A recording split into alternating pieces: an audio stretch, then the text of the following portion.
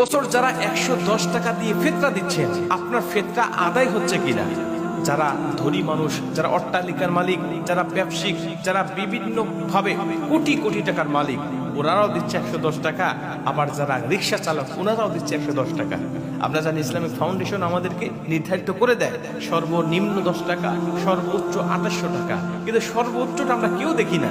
নবীজি আমাদেরকে ৫টি খাদ্য দিয়ে ফিতরা দিতে বলেছেন, অথবা ৫টি খাদ্যর মূল্য দিয়ে ফিতরা দিতে বলেছেন। আমরা যদি সেই খাদ্যের মূল্যটা দিতে চাই, আমরা সবাই যদি সর্বনিম্ন ওই আটার দাম ধরে থাকি, গমের দাম ধরে থাকি, তাইলে গরিব দুঃখীদের হকটা মেরে খাওয়া হবে। আমার সঠিকভাবে ফিতরাটা আদায় হবে না, কারণ আমার কোটি কোটি টাকা রয়েছে। আমাকে দিতে হবে সর্বোচ্চটা।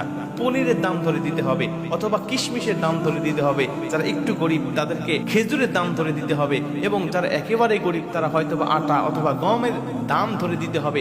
তবেই সঠিকভাবে ফিতরাটা বন্টন হবে, আর গরিব দুঃখীরা তাদের ন্যায্য অধিকারগুলো ফিরে পাবে।